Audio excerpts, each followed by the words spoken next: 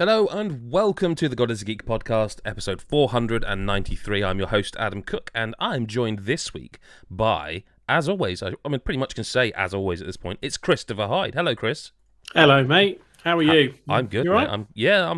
I'm good. I'm a bit more clean shaven this week. I was a bit scruffy last week, if I'm honest. No, you weren't, Adam. No, you weren't at all. You looked great. Yeah, sorry. Yeah, no, you always look amazing. Yeah, no, that's fine. Also back from last week and pretty much here every week as well is Mr. Lyle Carr. Without echo this week, hopefully, Lyle. Without echo, hopefully, yeah, and perpetually scruffy, I'd say. I don't think you ever come across this. You're always wearing a shirt, mate. I mean, that's pretty. I guess so, yeah. Quite professionally scruffy. Definitely looks like you go for it. Yeah. That voice there is only the voice of Mick Bloody Fraser, and my best kind Hello. of like British sitcom. That's Mick Bloody Fraser, everybody. Bloody Fraser. I have returned from the wilderness. Have returned. Those watching on the video get to see the curtains, and I'll just leave it at the curtains, not your curtains. It's rented. We rent it. I just haven't changed. Fair enough. We got plenty to talk about this week, as always. I'm going to talk a bit about, let's give you a bit of a preview as to what's coming up in this podcast. Xenoblade Chronicles 3. I've finished that game, so I'll be talking about that in a bit. We're going to talk a bit more about As Dusk Falls this week for one particular reason, Mr. Carr. Yep. Chris has been investigating Lord Winklebottom, and first up this week... No, not a euphemism. Not even close to one. But first up this week, we haven't talked about Monster Hunter Rise Sunbreak yet. And the reason being is we've been waiting for Mr. Fraser here, who reviewed it with a massive 10 out of 10.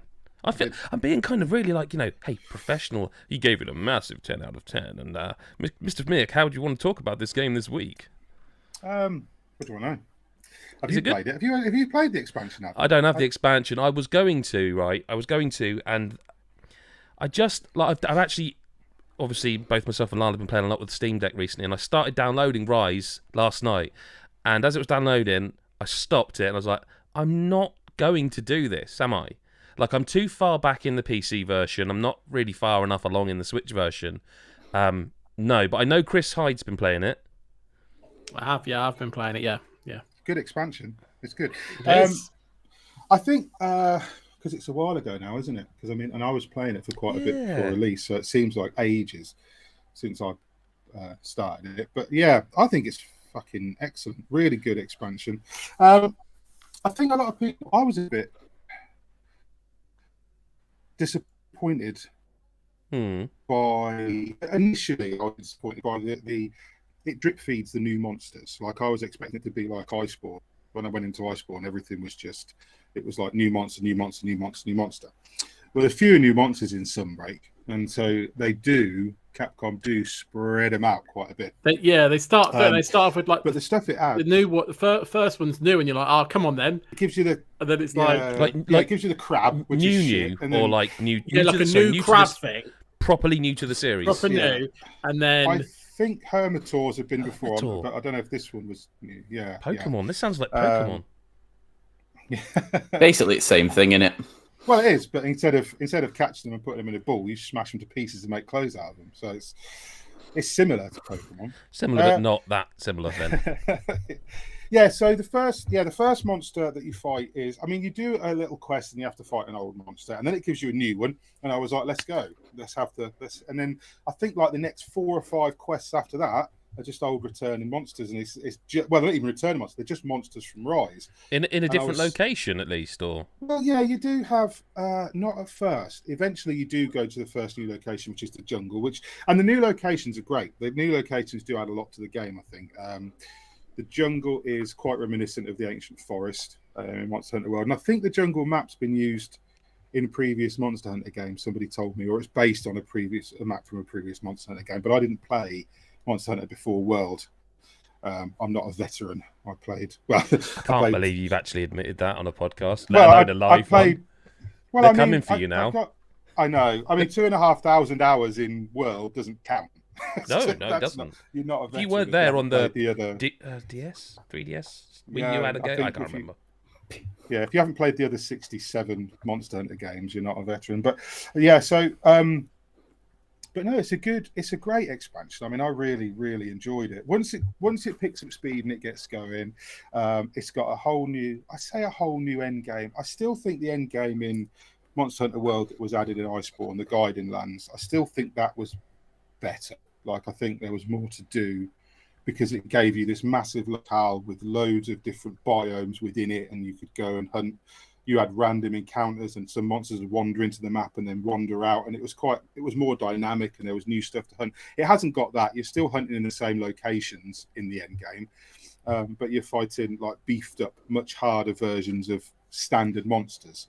I mean, you've got things like the Kula Yaku, which is just like a baby monster, and it's everybody's first monster, and it's really easy. Well, the beefed up version of that will still two-shot you if you're not careful. So it's like they have added they've obviously listened to people saying Rise is too easy, and they've tried to increase the difficulty to meet the demand, I think, which they have done. It is hard. But it's still not as hard as, I mean, you still got a veteran saying, well, I remember when you had to play with a, upside down.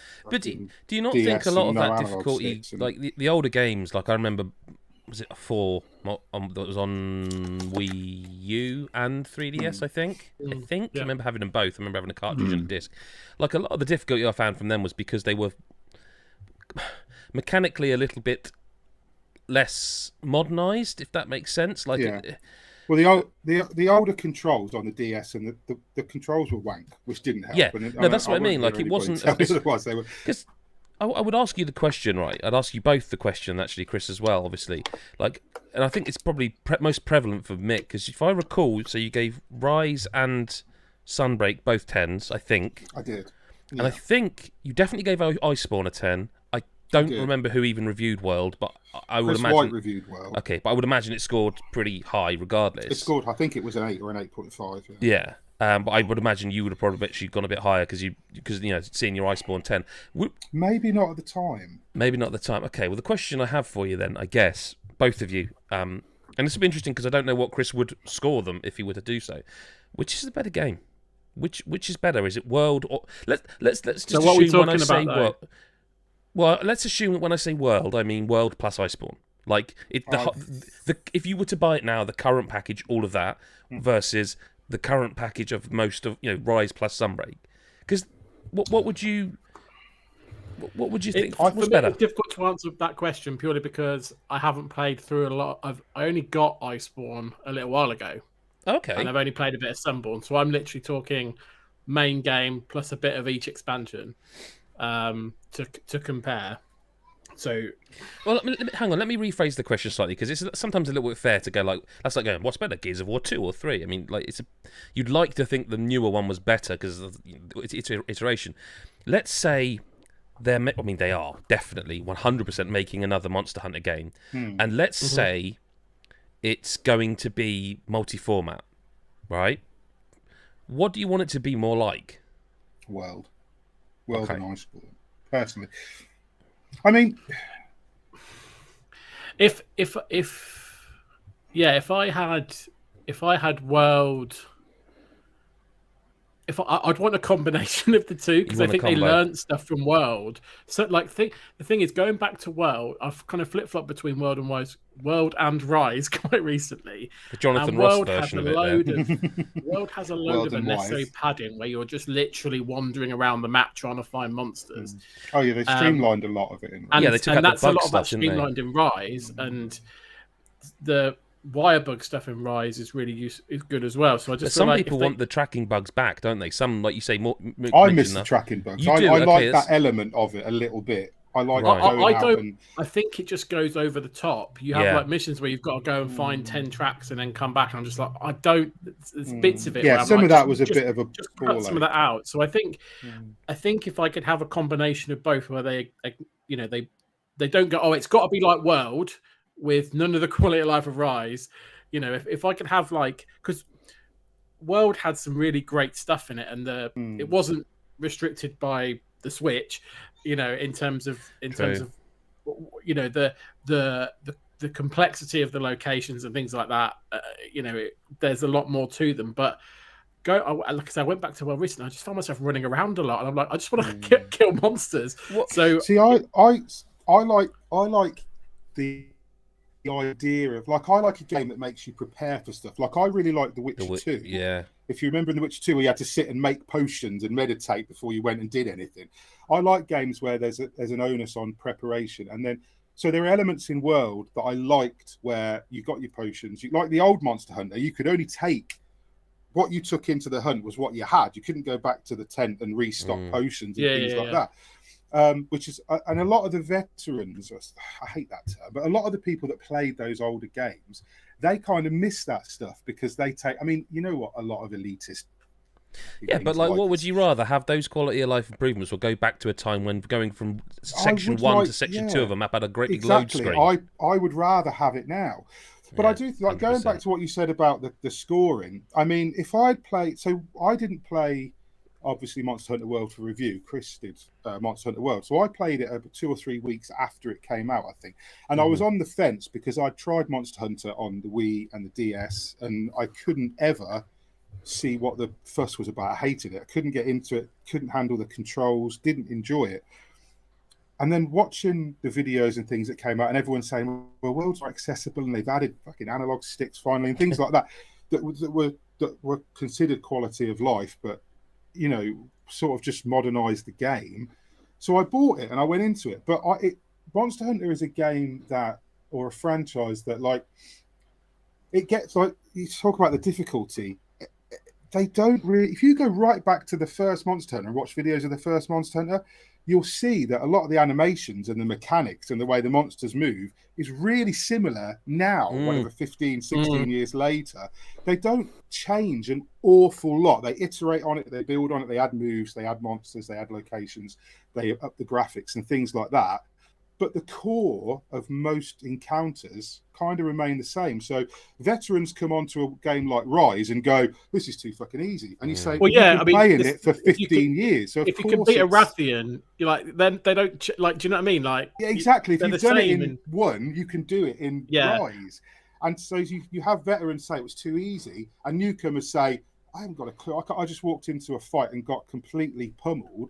And then veterans say, yeah, but it's not easy. It's because you've played it for 15 years and you've got that, you've grown with it. And I think if I'd have played World for review, I don't know if I'd have even given it an 8, because when I first went into it, I was like, this is fucking really hard. And there was a lot of faffing about and a lot of like the tracking and stuff. I was like, this is cool. But then about halfway through the story, you're like, I'm kind of sick of this tracking shit now. Like, I just want to fight the monster. But then over the course of the next several thousand hours of World and Iceborne, and I just completely fell in love. So by the time I got to Iceborne, I was so ready for it, and I felt that then the 10 I gave it was justified. A lot of people will tell you that, you know, a lot of people agree that Iceborne is a fantastic expansion, and Sunbreak is trying to compare like Sunbreak with Rise to Iceborne with World is quite difficult, because there is quite a lot of differences when you get down below surface level between the two. Like, it's not just the Monster Hunter game plus expansion. The quality of life things that they add, like even little touches. Capcom are really, really good at putting these little touches in that they don't even really tell you they've done. Like in Rise, it was a pain that you had to wire bug onto a surface of a wall to run up the wall. And in Sunbreak, you don't have to do that. You just run up the wall and you can go up it. Most people don't even realize that was a change, because it's just something they tweaked. And like little things like that are just, I think there's more of that in Sunbreak than there was in Iceborne. So I think Sunbreak has added more to Rise than Iceborne added to World, if that makes sense. Like I felt that Iceborne added the clutch claw and then a lot of monsters, whereas Rise added that all these extra wire bug skills, and like there's extra stuff with the traversals, and I don't know. It feels like, to me, I think Sunbreak might be the better expansion. I think what we can all agree on, though, is that I'll never get my way, which is that I want them to make a Monster Hunter game where basically it has like Bayonetta's combat, like that. That's what I want. Just before we continue, super chat. Thank you very much for the 179 Indian rupees. Mikhail says Jeremy sends his regards. And I bet he does. I bet he does. Chris, I need to hear about a game that I don't reckon many people have heard about. And I want to put you full screen when you say its name. Yeah, so I've been playing Lord Winklebottom Investigates. which it is a fantastic name. It's a superb name. It's daft, and the game itself is pretty daft. It's a whodunit come point and click adventure where you play as a monocle wearing anthropomorphized giraffe detective, of course, with a tea say drinking, that like it's a totally normal thing. Yeah, with a tea drinking hippo sidekick, and you work together to solve crimes, obviously. And you, the way the story goes is you receive a letter from your from an old school friend. He wants you to come and visit him in his mansion on this island, and you go over there, and as you arrive, he's been murdered. So then, dun dun dun, you spend the rest of the adventure trying to figure out who done it. So then what proceeds is you've got you go and interview people and ask them questions. You've got a little notebook that fills up with clues, and with a point and click part, you've got loads of things you can interact with and pick up. And how do you do a crime scene though? Because giraffes can't look down, can they? Do they tackle these important points in Lord Winklebottom? Does he have a kind of mirror arrangement above it? Like I say, the premise is nonsense, right? And they do kind of laugh into it quite a lot. You know, they acknowledge that it. Yeah, sorry, giraffes can't look down. It's just one. Sometimes when something just tickles you, and it's kind of unexplainable. It's. I'm going to mute myself because it's really. Yeah. I've not realised. Is that true? Well, is it like one of those cows can't go downstairs things? Well, doesn't it go back to the space thing where like dogs can't look up? Is it not one of those things? Well, of course, when they can, dogs definitely can look up. My dog literally looks up all the time. Yeah, but I don't think they can look straight up. I don't know they can look up. Well, I can't do that. Giraffes can't look down as an animal. They're fucked because they're literally higher than all other animals. All the predators just assume it's a kind of tree. Right. So what they've got to hope is that the predator never gets close. I don't know if he's serious or not. So they've got a blind spot that's like within a 5-meter radius of themselves. Do they think they're just ahead? Well, exactly. Does a giraffe even know it's got legs, or does it just know it can reach that tree? I mean, if it can't look down, a giraffe cannot know it has legs.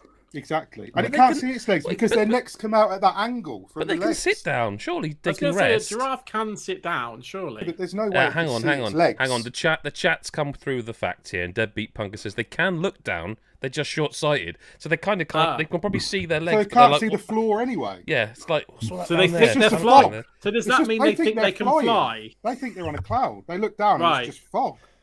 I want to be a giraffe now.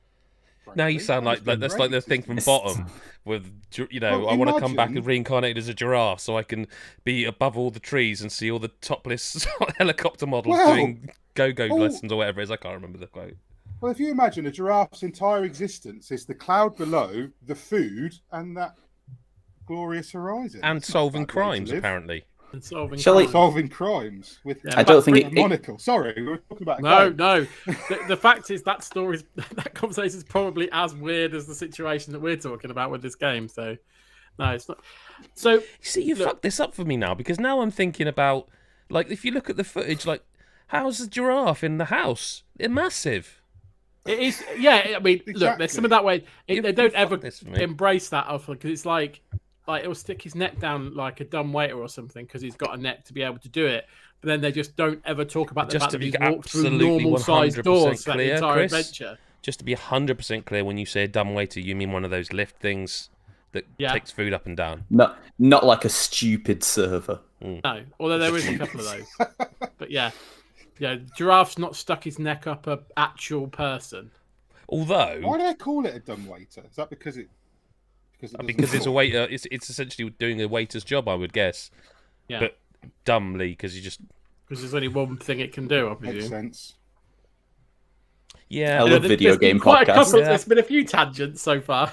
Anyway, right. So yeah, it's a point and click adventure with a bit of kind of like I say, murder mystery kind of elements to it. Does the giraffe fuck anyone? Well, you never quite. Wait, what? truly. I really thought the answer was going to be no straight well, away. I can't say for no. All I know is he's really good friends with the hippo. I have no, you don't know for certain if nothing's going on behind closed doors. Oh, it's like that. Is there lots of innuendo and kind of like winks? No, not so much. But you never say never, right? They could just keep it strictly professional when there's a murder, but then like Sherlock Holmes and Watson, which was definitely platonic. Then like when all said and done and the curtains are drawn, who knows? No holding hands at the crime scene. I mean, to be honest, the hippo could be doing all sorts, and the giraffe wouldn't even see. So who knows? Yeah, it's anyway, short-sighted. Exactly. So back to the game. So the one thing I said in my review that so if a giraffe's having a fling with a groundhog, it wouldn't even know. Sorry, what? I'm just thinking. You've got me thinking about giraffes, the sexual nature of a giraffe versus other animals. If a giraffe had an interspecies relationship with a smaller animal, how would it even know? So you gave it a 7. Yes, I gave it a 7. So the one super chat can check that one out. I appreciate. Yeah, the one thing that it was a bit weird with this game is the way it kind of does its logic progression. Yeah. So like often the biggest issue with a point and click is trying to figure out the developer's mind, right? What combined with what solves this particular problem? And actually, in Lord Winklebottom Investigates, it's not actually that bizarre. Like often you know what it wants you to do, but it has this weird setup where you have to kind of like there's situations where Lord Winklebottom, who's the giraffe, won't actually like pick something up until you've progressed the story enough to know why he should bother picking it up. So whereas in other games you just pick a load of crap up and then you figure out how you use it later on, he's like, well, I don't want to pick up a hose pipe until I've got a bloody good reason. I don't know why I did sort of an Australian accent a bit there, but like, he'll say like, oh, I don't know why I should pick that up, and so you don't, and then he'll only come back and pick it up later when you know why.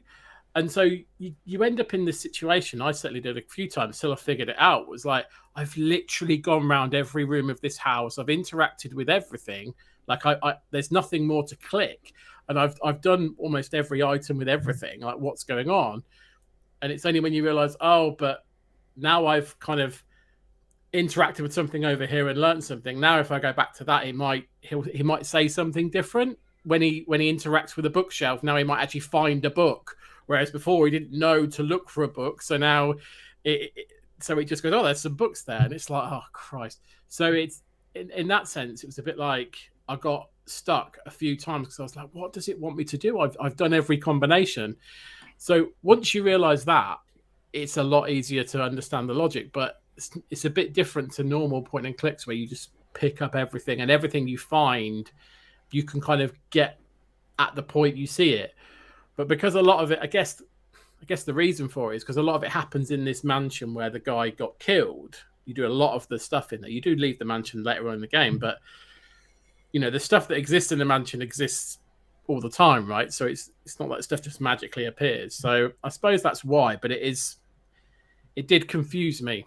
But the alternative to that is like the old point and click games. You remember like going back to the LucasArts ones like Monkey Island, and then in like Simon the Sorcerer and things like that, where you would just pick up everything in the room, and then you'd have to you'd eventually boil down because we're going back in time where there was no internet, so you wouldn't have it. You couldn't find guides unless you had the magazines or whatever. So you would end up just trying to make everything interact with everything else. And if there are red herrings, you could be there potentially for hours for one puzzle. I'd rather that though, I think, than what Chris has described. Yeah, and I think I'd rather that than wandering around every room in the available.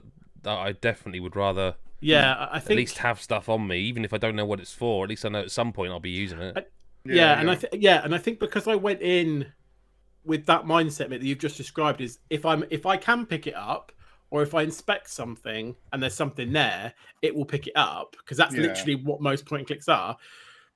I wasn't expecting to go, oh, well, now if I go back to the bookshelf, I'll actually do something with it. And then that's the thing where it's just like, once you know that that's the thing, then things start falling into place, because now you go, okay, well, now I know there could be a book. I'll go and investigate the bookshelf, and it clicks a little bit more.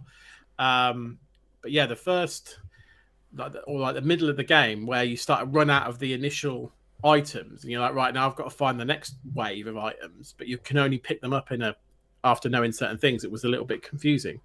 What I will say is, if this game sounds interesting and you want to play it, and you indeed get stuck, there is a complete walkthrough for Lord Winklebottom Investigates on godisageek.com. So definitely check that out. And a video review on this very channel that you're watching this on, unless you're watching on Twitch, in which case it's on the YouTube channel, which is get fucked, nerd. So check that out, because that'll help you in case any bit of you're stuck. We cover every section of the game, so definitely check that out. We're here for you. What's that? We're here for you. We are, yeah. In terms of, so that's probably the biggest kind of criticism I had with it. I scored it a 7. It's a good game. It's what's that? It's a good game. Yeah, a good game. Like, once I got over that kind of approach to the logic progression, it was fine. The humor's really good. They, like I said, they lean into the fact that they've got all strong British accents and things, and they take the piss out of themselves and the genre and stuff. And it's, I didn't want to skip any of the kind of conversations, because I wasn't wetting myself, but they were funny and interesting. So yeah, it's well worth investing in, especially if you like monocle giraffes. A child, I don't know. Again, you gave what did I say? You said I wasn't wetting myself, and you just gave me the image of the opposite. I don't know why. You want to get on Giraffe Hub? Let's listen. If you're only listening to the audio version of this, you're missing out, because there's some chat in the live chat, which if you go to YouTube, you can watch the live chat replay, I believe it's called. I'm not going to read out some of those messages, but they're good. That's what there's some good chat there. Yeah, that's true. Shall we move to a game that unfortunately, if you are watching, I give with one hand, take with the other. I don't have footage of, because it's a game I desperately want to play. But I haven't played yet. I will have to, because I've heard literally nothing bad about this game. Lyle, what have you been up to? Hopefully you'll say the game I've just... I think I understand, because I have one game that you talked about having finished last week. I've left one game I don't think you've played. Because I think I probably need to give another warning for it. But yeah, that makes sense. So I was looking for something to play on the Steam Deck that I hadn't played that was, relevant for this year. And I landed on Neon White, because like Adam, I have heard nothing but good things about it, and it turns out all of those good things are incredibly true, and everyone needs to play it. Really could have done with you saying the opposite. Really could have done with I could really do with you going, don't add this to the list. No, add this to the list, definitely. So Neon White is, you play as a sort of a bad person, I guess, a sinner who is in heaven and is kind of being put through, there's a sort of a contest to see if you get to stay in heaven, where you have to kill the demons that are getting into heaven, better than everyone else who's in it, essentially. And how you do that is in these sort of first person speedrun stages, I guess, that are you have really good aerial momentum, and you just sort of, you almost you just jump about these 3D environments. It's like a sort of course. They're about 30 seconds long each, usually, maybe 30 seconds to a minute. And the whole point is you really need to crack down on this level and get it down the exact route they want you to go. You collect cards as you go that are weapons, and how the weapons work is you can fire them. I like a weapon, so like a pistol or a machine gun, or you can discard them. If you discard a pistol, it's you use it as a double jump. If you discard a machine gun, it's like a grenade you can fire to either kill enemies, or if you fire it at your feet and jump, you do a grenade jump. So every weapon also has a maneuverability element that will help you sort of speedrun through the level. And it just it plays so beautifully. It is perfect for the deck. If you happen to have a Steam Deck, it's really good for that. How does it work? Because it feels it seems like one of those games. I've seen it in action. I have seen trailers and gameplay. I think they even put a gameplay video out. But it is one of those where it's almost I think I need to play it because even you explaining it, I'm I've read Chris's review. I've listened to you just explain it. I almost feel like you need to play it because it's just Like I don't get because it seems to me it's all about speed. Like the game I think it is all about Ghost speed. Runner. Was it Ghost Runner? Yeah. Is that the game Mick? Yeah. Yeah. In terms I of couldn't pace, remember the name. I was like, that's what it sounds like. but only in terms of great pace game. because it also looks like you pause to do something with the cards, and I'm wondering how does that. You don't pause to do anything with the cards. Okay, Sometimes there'll be tutorials that you run into that might pop up. So like that might be when you've seen pauses, because if you run into like a tutorial to teach you what to do or whatever. But no, you literally just like if you see the cards, you just run into them, and you like each level will be sort of like a fairly straightforward path, I suppose. Although there'll usually be different routes. And the aim is to get to the finish and kill all the enemies on the way, essentially. Okay. And yeah, you just sort of need to master the tools how you do that. So you need to, work out if you're going to use this gun to gun down loads of enemies, or if you're going to need it to leap somewhere higher, or like have to keep it for later. You can swap between your weapons as well. So you can be like, okay, well, I might need this double jump pistol for later, so I'll switch to the other one. It just works really well. The speedrun element's really clever because like it gives you all these times, and it's not particularly intimidating. Like sometimes you will get like a silver or a gold on your first go, maybe, but like there's also like there's one higher than that as well. But like alongside that as well, once you hit either silver or gold, you unlock like a hint for the level where when you run into it, you'll see like a ghost of a character running round a direction you might not normally take. So like although it sounds like you hear speedrunning, you think, oh shit, I'm gonna like really have to master this game. I'm gonna have to have the best reactions, and like it actually takes you through it really well. So which is really nice because like I don't think everyone's gonna want to just be like bashing their head against a wall on every level. And then in between sort of worlds, there's almost like close to like a adventure game visual novel sort of element where you can talk to all the people who are like the other, because you're called neons, the people who are competing to like stay in heaven, and you can talk to the other neons, and in each level there's a gift hidden that you can get for one of them, and then you'll learn more about them. It's really, really good. It's everything that like, it's a lot of things I love about video games rolled into one video game. I was afraid of. Yeah, and it's one that it's gonna come up at the end of the year. Like it's 100%. If only I play it, it's coming up at the end of the year. Like, Chris has as well. What did he give it? Was it 9.5? I know it was a high score. Something. I want to say it was 9.5, but I go to hey listen if you're listening, go to godisageek.com and look it up. But I was definitely 9 or above. Because he and I tend to have quite similar tastes, and I think Lyle, you and I do as well. There is a diverting path, but there is like broadly speaking. I really didn't need to hear it was that good. Oh no, it's really, really good. Like I want to be playing it right now. You're keeping me from playing on White. Does it run well on deck? Like really, really well, smoothly, perfectly. It's lovely on the deck. Like I wouldn't want to play it anywhere else now. In chat, I mean, I googled it and I just got born weird. Yeah, well, basically weird skull mask women in bikinis. So I'm downloading it now.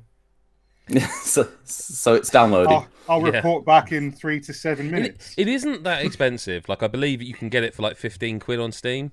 It's 20 quid tops. I'm looking at the art style, and that's the sort of thing I normally don't look at. I mean, I'm not, well, girls in bikinis, fine, but I mean, like the general, like the way the actual graphics look, it's not my cup of tea.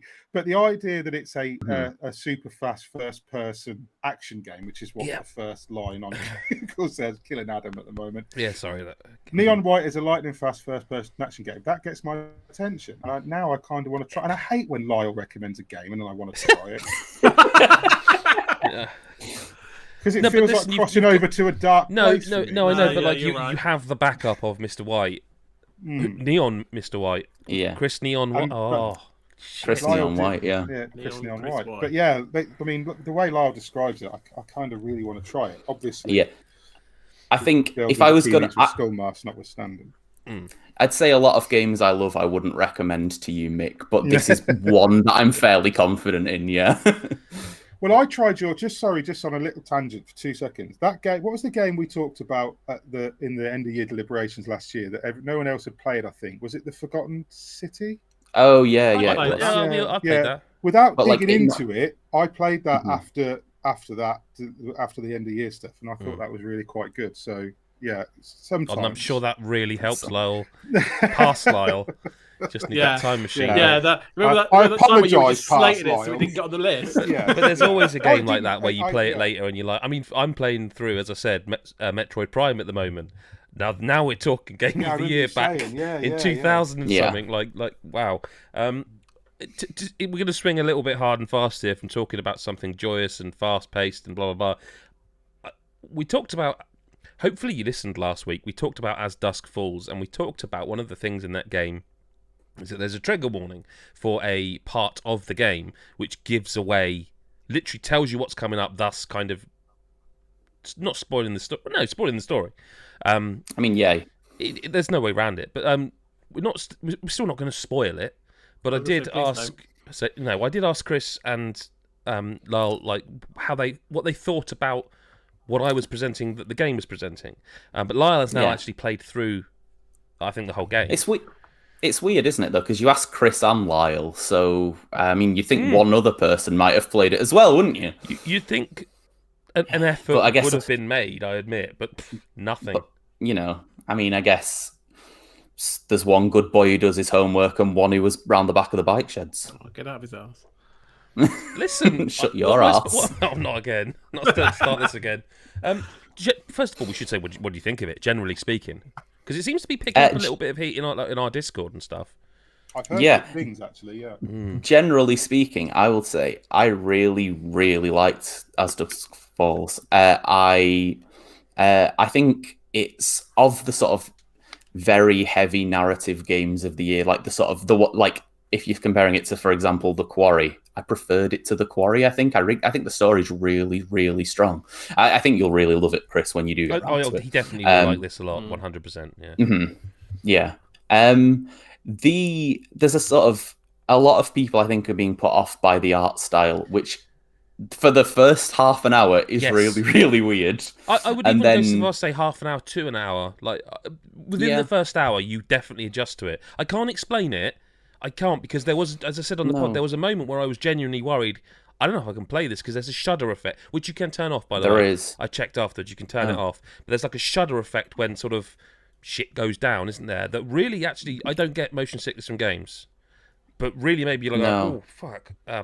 It's really weird. And, I mean, I think in general, even just like the sort of still characters, it's very unusual. And it was something where I was like, oh, I'm going to have to really force my way through this. And then the story was good enough that... How would you describe it? Like, would you... Because it's kind of like real pictures, but not. Yeah. It's like... It's almost like realistic 2D pictures that don't move, and then sort of like... You'll sort of see them change and they might move a little bit. It's almost a bit like a flip book, I guess. I don't know how you'd... Stop motion, but not like as you think of stop motion with like massive gaps between, like your hand movement will be there and the next one will be there. You won't see any of the frames between it. It's just there, then there. I guess kind of. Yeah, we could just keep doing poses of like, and then, and you know, like it's just each one will just be a single pose, and that is kind of what it is, though. It is, but it's very. Is it like you know when. I guess when you're playing like RPGs and they have like conversations and then they kind of move when they're saying different things. But there's like a motion blur effect between each frame. Yeah, exactly. Yes, that is what it's like. But also more it's like, do you know when you get those apps on phones where they do filters and turn you into a kind of cartoonified Yeah, it's sort of like that. Brushstrokes, kind of. Yeah. They look like real human beings, but like they've gone through some sort of app that's... Yeah, anyway. I mean, I just go... If anyone's curious, watch a trailer. That is the art style. The art style's, you know... Yeah. And it might seem like something you're not going to appreciate, but it basically... The story's very interesting, and after a little while, you won't notice it. Yep. So, it'll probably be fine. But like, the story's so engaging. I think another thing I really like about it is... compared to something like a supermassive game, if we're going to go that route, or I suppose even like a Detroit or a Heavy Rain. I think one of the or even a Telltale game. I think one of the things I really like is there's not the sort of slightly slow-paced, boring walking around a forest section. Like, it's just story. Like, there's not any, like, you're exploring an environment and the pace really drops, and like maybe you're finding out little bits of lore. Like, it's more like watching a movie with decisions and quick time events, I guess. But like, it just the story's just so good that you'll want to keep playing as well. Like, it's really engaging. It sort of spans between times, and the characters are really good. It's all centered around like a crime basically happening. And I almost want to do really, really spoiler like cast on this, and it seems really odd because I think the last one we did was probably Resident Evil Village, which was obviously like a massive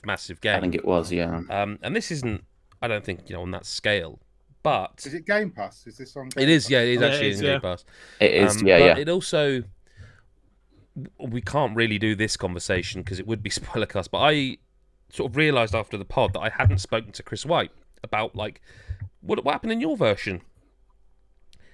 Fuck me, the diversity and choice in that game. Like it'll be no shock to anyone who plays narrative-driven sort of point-and-click style games that you can keep people alive and you can lose people and people can die. I lost one person in my playthrough. I'm not going to say who, no need to. Chris lost everyone bar like one or two. And like telling me how his game went, and we basically tried to send each other like a paragraph summing up kind of the arc of the game. And like his game compared to mine was like, did we play the same game? It was the only thing I think that is absolutely always happens is the very final moments, because you told me that you had the same thing I had. Chris had that same thing. What leads up to it is just completely different, but it does feel like the final moments are, if not set in stone, difficult to not have happen. I would like to ask like what you felt about the trigger stuff, like without spoiling it. Yeah, so the trigger stuff, without spoiling it and without going into any details that people might not want to hear, as we talked about last week, as you explained, there's a moment where at the very start of a chapter, it says this trigger is going to happen. Like, you can skip it if you want to, but like this is going to happen in this chapter. And by saying that, it obviously is basically saying that's what happens in the chapter. Like, you're not going to be surprised because it's coming, no matter what. Like, no matter what option you pick, that's what's going to happen in this chapter. And I mean, it's basically the same point as I had last week of just like, they need to do that in a much better way. Like, say it at the start of the game, or say it have it in an options menu to turn on and off, or something more elegant. But because it very much spoils that scene. If you're someone who doesn't like knowing what's coming next in something you're playing and wants to enjoy twist moments, like that one can't exist. It doesn't exist. You can't have that moment. If you were watching a film and then all of a sudden it stopped the film and said, this is about to happen. But that's kind of what I was trying to get at. It's difficult to get into without being spoilery. But I was a bit concerned, like, is that the path entertainment's heading down? Now, again, I should really be clear that I am absolutely in favour of not upsetting people. Hopefully that doesn't need to be clarified every fucking time, but the world we live in, maybe it does, I don't know. But how far are we from that happening? Hopefully with that, that's it. Just, I'd like to trust the person making the product. Do you know what I mean? I think it's something that needs exploring by the powers that be a little bit, isn't it? It's something that, I mean, this is obviously, I haven't played As Dusk Falls, but this is obviously not the way to do that. Well, the thing is, as well, is I would argue trigger warnings. No, but I would argue this is really not very graphic in any way. Like, I would argue it's really not graphic at all. I mean, maybe there's someone sitting here watching this going, no, you're absolutely wrong. It really upset me. I wish I had skipped it. I'm sorry if that's the case, but I watched it and I'm like, the difficult thing is knowing where. Well. The difficult thing is knowing where you draw the line on what a trigger is and what the trigger is. But I feel like I'm very difficult to upset but that doesn't mean I can't see when. I'm difficult to upset personally, but I can certainly, when something's happening in a TV show or game, I can definitely identify it and go, there's people going to be upset. I'm not, but there's people. And this just, to me, it just didn't.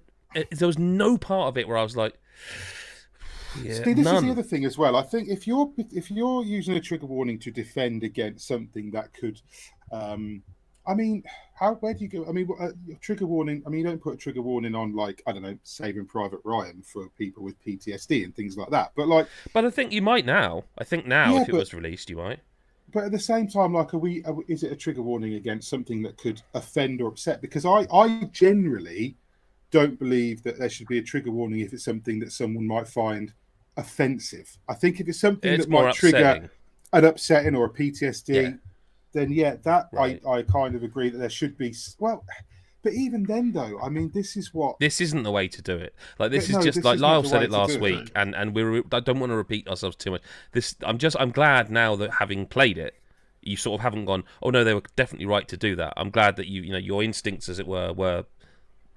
Definitely. Like, it just feels like if we are going to have things that people don't want to see, like, it needs to be, like Mick was saying, it needs to be explored and done better. Like you could have console system-wide settings of, like, these are things I don't ever want to see. These are things that really upset me. And, like, games could, like, actively use them. Like, like, I think it would all be, like, quite heavy-duty stuff to make it work better and, like, in a way that didn't spoil it for anyone else as well. But, like, if the alternative's this, it's gonna just take away some of the enjoyment from games, and that's shit too. Absolutely, I think one of the difficulties lies in that. I think what you've said there again is it's like telling a console, "Hey, I invert my controls. Don't make me do it in every time you get." And like, I remember the Xbox 360 was like you could set a system level color if, like, in a racer or something, you like to be blue or whatever. It would there was stuff like that. I think the issue might be a little bit of. I think most publishers, developers, manufacturers would say, do your research before you buy a game, find out what it's about. But we're not in that world anymore, because with the likes of Game Pass, you just download it because it's free, inverted commas. So you don't need to, like, go, well, I see that they've announced As Dusk Falls is coming to Game Pass, so I'm going to watch every trailer. I don't need to. I'm just going to download it and give it a go. I don't know. It's a debate, I guess, that will continue. And it was interesting, Lyle, you mentioned it when we were just chatting away, like, in text form.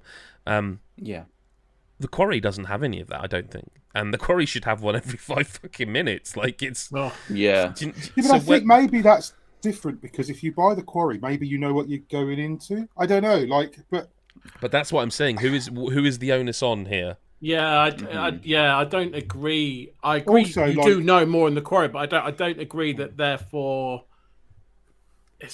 But also, who's responsible? For the entertainment you consume, I guess. What if you buy a game for £60 and then and it's not on Game Pass? Forget. But you buy a game for £60. You take home, you put it in your console, you turn it on. First thing that comes up is trigger warning. This may happen if you have this. Well, Call of Duty. One of the Call of Duties did that because of the no Russian level. Have to return it. The level in the airport. I'm sure it was at the start of the game where it was, and I think they do that now. Call of Duty, where they say, like, there's scenes of graphic violence. Do you want to see this? Yeah. That I don't. I feel like that's a thing. I don't get why this game's decided to go, rather than do that at the start of the game, we're going to completely spoil our own story by just telling you what happens. Trouble is what happens, without spoiling it, is it integral to the story? Because if it's integral to the story, and it has to be there, I don't even think it really is. It's character building, I guess. If you can take it out, why not take it out? Why is it in there anyway? Well, that's another discussion. I think. I mean, it's like the no Russian level. Everybody, when you didn't play it with that level, and that didn't happen, everybody went, well, I didn't miss anything. So why did they leave it in the first place? Was it for the because it got people talking? Exactly. And so I wonder, like, I'm not saying that the guys who've done As Dusk Falls have done this to get people talking, but at the same time, it's worked. It's 2 weeks running. We've talked about it. If you have to say to people, this will happen and it will upset you, but then on the other hand, you could say, but if I take it out, it doesn't affect the game, then don't put it in the first place. Why is it there? That's my question. I think what you've hit there is like some sort of middle part of a Venn diagram between the internet and creation. Maybe. Exactly. Yeah. We should move on. As Dusk Falls, we're talking about it because it's a good game, I think, as well. That is important to know. Yeah, definitely. Like, I mean, I'll just say, like, before you carry on, like, obviously I need to play more Sunbreak. I've got to start Neon White. I need to start As Dusk Falls. Luckily, there's no more big games coming that I'm just going to absorb my time. No, none. Yeah. Except for Xenoblade Chronicles 3. Honestly, I don't know where I'm going to find the hours. I'm not even buying. I've looked at it and I want it, but I'm not even going to bother because I'm not going to play anything new till Christmas at this rate. Xenoblade Chronicles 3 is... I mean, this is not going to be a shock to anyone who has played 1 or 2. It's massive. Like, it is massive. Like, I don't know where to really start. Like, I remember sitting down to write the review and I'm like, I don't personally like to write 2,000 to 3,000 word reviews, right? I think people just tail off. Me neither. I don't think people want that anymore. Not when it comes to a website or even a video review. I think people want shorter, more concise stuff. You cannot be short or concise when discussing this game in a review. Because there came a point where I'm writing about it and I'm going, I think I texted you, Chris, didn't I? I said, I'm 600 words into this review and all I've done is talk about the combat. And I haven't finished talking about the combat. Yeah. It is so mechanically dense.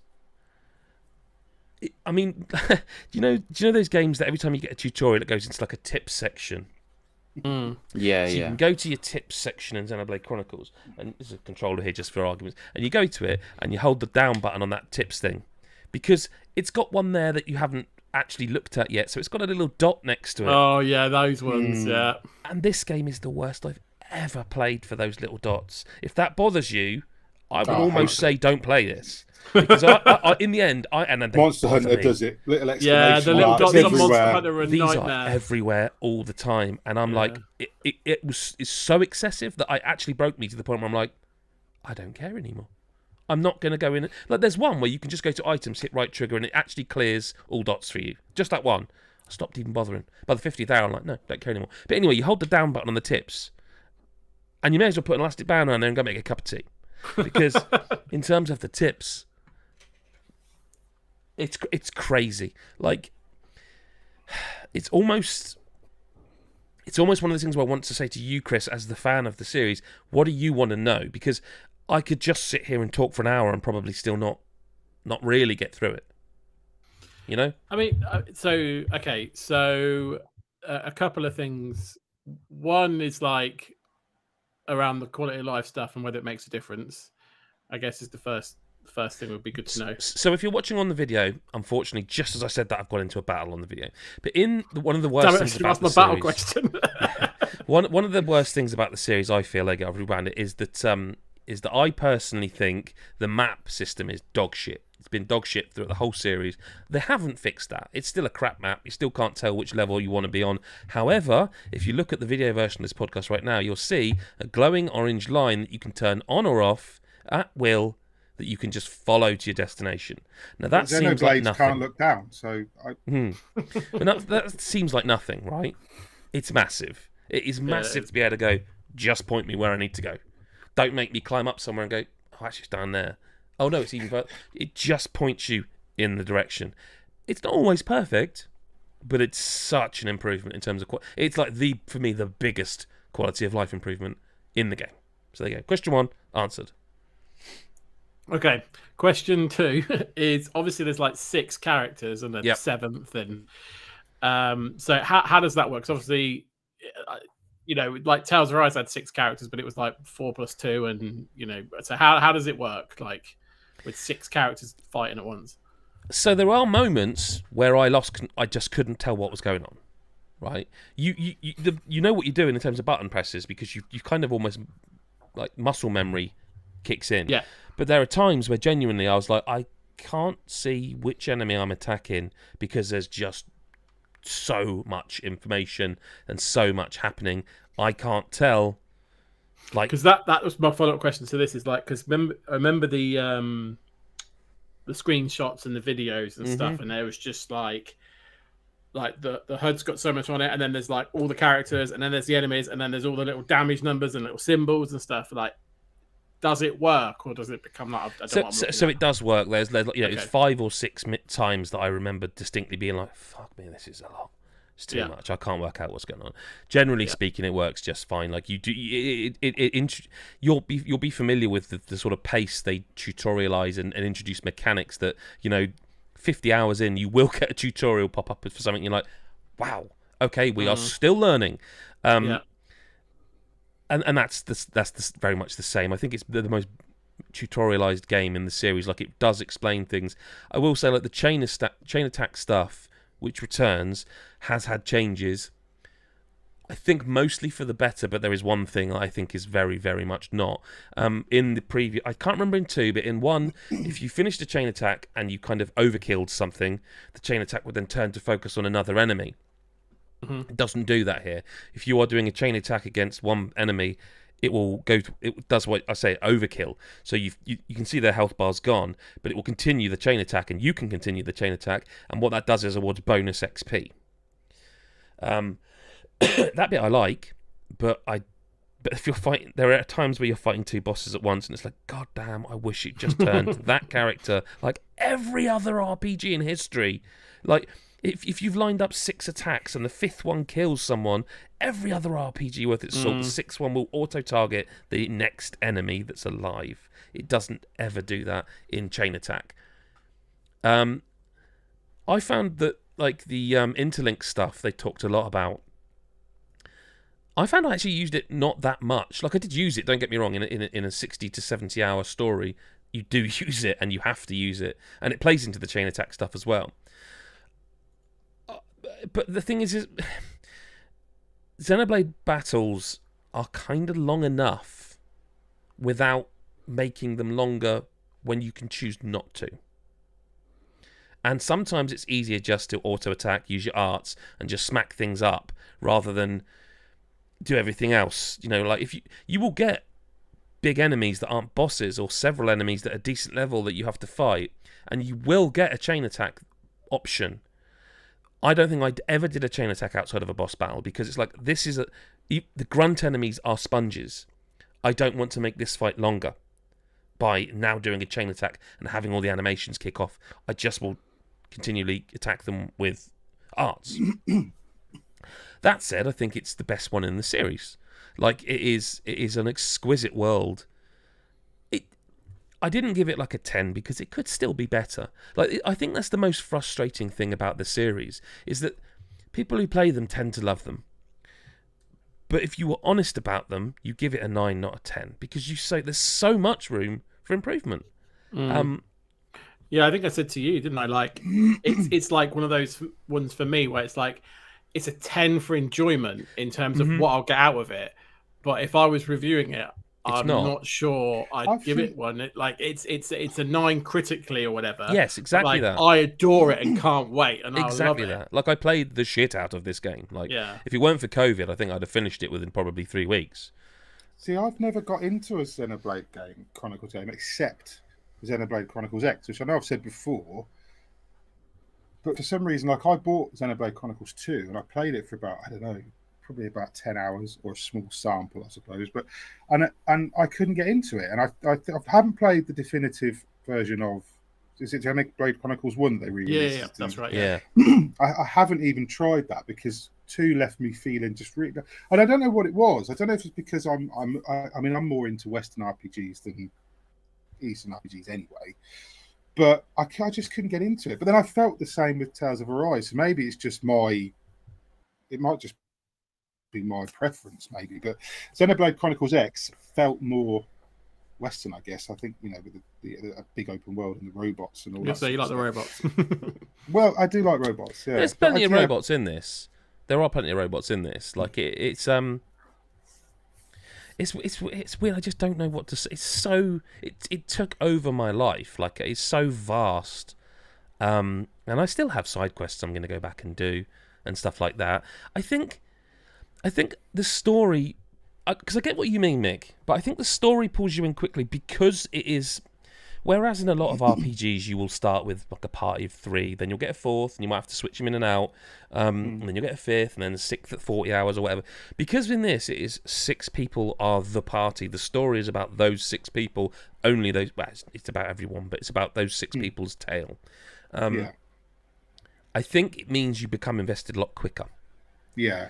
Because every story beat revolves around these characters and the people they know and meet and this world. I think, conversely, that might be what big fans of the series dislike. Because one of the things about getting a new party member in any RPG is, what class are they? What do they do? What skills can I unlock? What's their thing? In this, you don't change characters like that, because you can switch classes based on the heroes that you meet along the way. And I think the speed at which they allow you to unlock them for each party member is slow. And unless I missed a tutorial, I really don't know how quickly it is or isn't. Like I went back through the tips trying to find it, and all I could find was that, say you meet a medic gunner, and their affinity is with, I can't remember, but one of the characters, just to say, they can automatically switch to that class once you've done their quest. Right, so you can have them 2 in your party, 6 + 1 the 7th, 2 medic gunners, but nobody else in your party can be the medic gunner. Unless you have more people in your party for a length of time, it gives them an affinity too, and eventually unlocks that class for them. But I never, 60 to 70 hours in, never understood how long or how quickly I could make that happen. At one point I was like, look, I want this character, I'm going to do an experiment for the next while. I'm going to just have this person in my party because I want to see how quickly I can unlock that person's class for everyone. 5 to 7 hours I did that, and I still hadn't unlocked it for everyone. But I don't know why or what I'd done wrong. Yeah. So that class stuff is cool and interesting, and it adds the depth, there's so many, the RPGs have accessories like, hey, wear this bangle, it'll give you plus 10% crit. My god, the amount of them. I don't know how any human is going to manage that system without just going automatically assign best. See, I want to play it just for that. It is because I love that shit. Yeah, it's remarkable. Like, I have never seen a game with so many accessories. Now, maybe it's because you're not getting new weapons like you would in others, or stuff like that. It is just accessories. I lost track. I'm just going to hit auto assign because I can't. Because as well, once you hit level 10 with a class, until you do a certain special quest for each one, that's maxed. So you're kind of wasting time not doing it for another class. Yeah. So the fact that you then, all those things you've equipped were great because you were a medic gunner. But now you're a sword-wielding katana expert, and they're really not of any use because you were a healer. Now you're an attacker. And then you max that to 10, and now you're going to be a defender class. And all these accessories need changing because they don't make sense. You kind of want to have a loadout for each class. I was going to say, No. In the auto-assign stuff, does it take into account the class? Yes. Okay, well that's at least something. So then, if you've never been a class, say you've unlocked. So there's the third accessory slot becomes unlocked, I think, at level 50. So that's all 3 of them, right? So you've got 3 accessory slots, and you've just unlocked a new class. You switch to it, they'll be blank. So you can press auto assign, and it will assign the 3 best at that moment. So it does it in terms of those quality of life. It's quite things, intuitive. But also originally, for the first, let's say 15 to 20, maybe more. Yeah, maybe 20 to 25. I was doing it manually. I was going well, Noah's an attacker, so I want him to be doing more base damage with his auto attack because I'm doing that a lot. After a certain point, I was like, fucking nope. I'm just going to hit auto assign, and I never once looked back. The only time I did it was a specific art. That's what I mean. I don't know. I like the fact that I could just auto assign, but I would be shocked if the amount of accessories you end up with, people were doing it manually because it's so extensive. Yeah, because I feel like if you had a game where after 50 hours you were still invested enough in that system to want to do it all manually, like if you're playing an RPG like The Witcher or something, for example. I know it's a completely different ballgame, but that kind of RPG where you're still getting stuff at that after 50 hours and you're going right and you're looking at your kit and you're deciding what to equip. you don't ever get to a point in games like that where you just go, oh, fuck it, I'll wear anything, because it matters. It's kind of important. Whereas when you're playing a game like Xenoblade Chronicles 3 and you've hit 50 hours and you're just like, you know what, maybe it doesn't. And then I wonder how vital a system it is. Like, that did cross my mind. No, that did cross my mind. Because there are boss battles. The character naturally. Well, this is the thing. There are boss battles, and Chris, this is maybe where you can chime in and tell me. There are boss battles where the health bar's there, top center of the screen, and you're doing attacks, and they're barely even what you would class as whittling it down. Yeah. And on top of that, you'll do a chain attack where you're getting like now 400% damage, now 600%, and even then they're like this enemy's 3 levels below me, but I am barely denting it. So I don't know, if I'm honest, how those systems. Yeah. You would like to think if you'd done it automatically, that would matter. I remember. It's even been a while since I played Xenoblade 2, but like, I remember some of them really going in on the whole like break topple thing launch. That stuff's vital. If you're not doing that in this game, by the way, you are gonna every battle's gonna take forever. I remember that was like, if you don't get your head around that and you just try chip away and art stuff, then you're dead in the water, because I'd argue there are bosses you won't be able to beat. Yeah, absolutely. Later on. Obviously I haven't played this, so I don't know what the other nuance and stuff is, but I found that made me always want to have a class that because you can switch character at any time. Even in battle, you can hold the trigger and switch between them, as long as they're alive. But this is how vast it is. Okay, in this game, only the healers can revive people. Okay, there's a skill or an item or something I found about 40 hours in that I remember seeing said, this will allow your other party members to revive people, and I was like, oh god, if I could have everyone equip that, and that means everyone can revive everyone. Yes. Now, for some reason, I either didn't do it, or forgot to equip it, forgot to buy it. Then I couldn't remember where I saw it, and then I started to remember if I dreamt it. and I never did find it again. And I completed the game, so it's not like it's essential. But it was one of those where it's like, it's so vast. Yeah. I'm absolutely sure it wasn't a dream, but I fucking can't remember what it was. I went through all the accessories. It's not one of them, unless it was one I didn't buy for some reason. Because every time I went to a new shop and there was like, oh, there's a 0, buy it, because money's not an object if you're playing this game. I don't think it is in Xenoblade. After a while, you're getting so much from fighting. But at the same time, like, it's the best RPG I've played in ages, because while the accessory system is something I didn't delve into because I could just automatically do it, the class stuff, the art stuff, the interlink stuff, the story, all of the rest of it I was invested in. And going back to the original thing I was saying about it being a 9, not a 10, there's one part, right, and no spoilers, it's just a transition. You're doing the story, you're walking along this sort of lush green area, and you get to a story point, and it goes to a loading screen because you've got to the next area, and the next area is just snow. And you're like, what? What?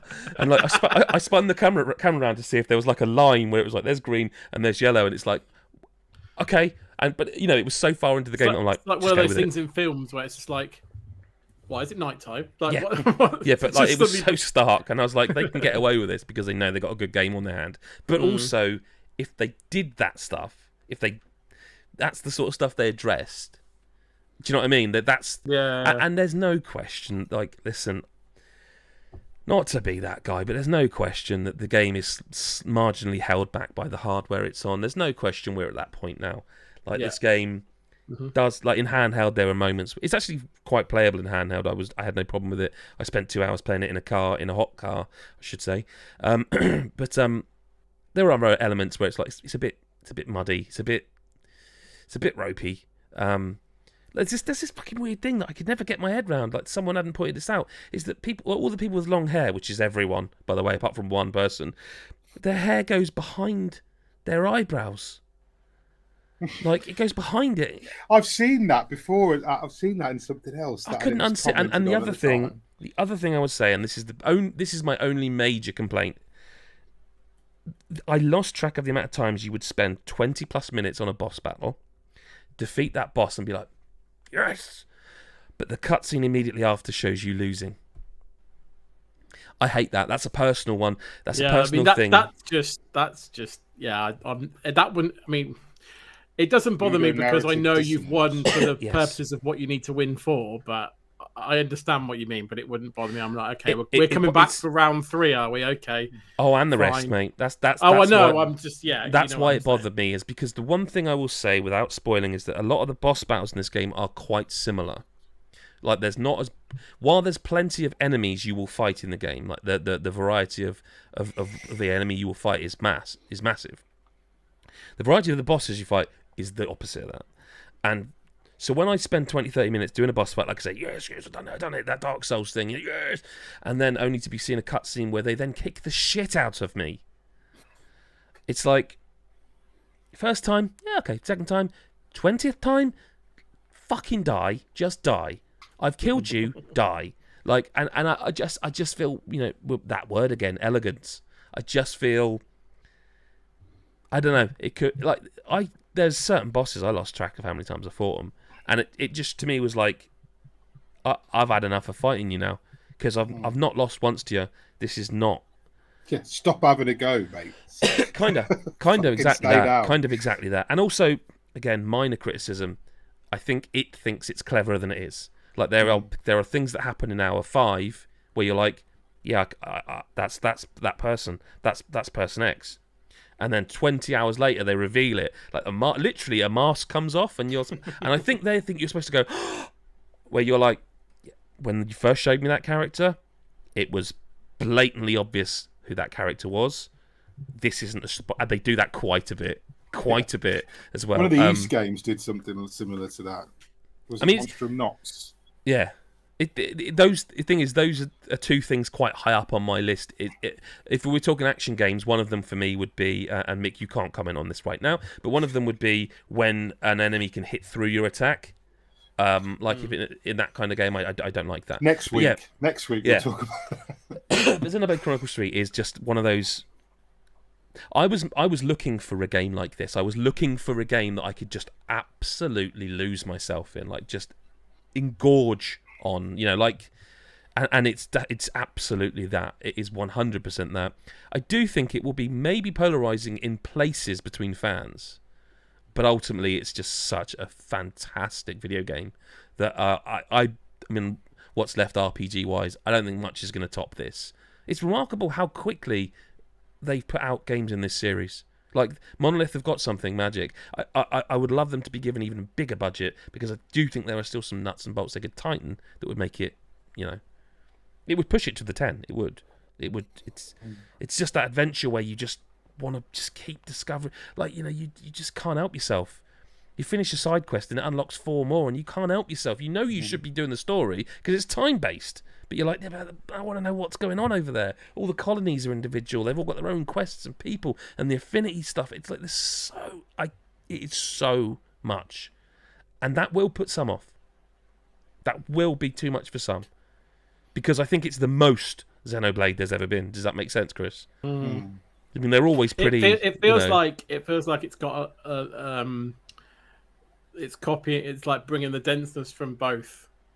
Yeah, and then some. Yeah. The way I first, we will move on because I appreciate not everyone wants us to keep talking about Xenoblade. But the one thing I thought of is in my head, a lot of times this cropped up, is that I imagined a meeting somewhere in Monolith's office with a big whiteboard up, and they were just writing ideas for the next game. And normally they go across the boat, like goes, save that one for the next one. That's good, we'll do that. Not this time. This time they just went, all of it. All of it. Yeah. In fact, has anyone got any more ideas? Yeah. This is a double-sided whiteboard. Yeah, we'd turn it over, and then they did it again, and then even then they were like, "Oh, there must be something more we could add." and it is monumental of a game, which is all the games this week. And now, normally I would pass over to Christopher Hyde for listener correspondence, but he's been a bit upset recently because he's been asking for weeks for someone to do a jingle for him for his listener correspondence section. So I thought I'd do it. So I put in, this isn't going to be great for Mick and Lyle unless they're watching the stream about now, but I put in a tremendous amount of work and effort. I put my all into this. So let's do it. Let's do some listener correspondence. It's time for Chris Hyde's listener correspondence. It's time for Chris Hyde's listener correspondence. Yeah.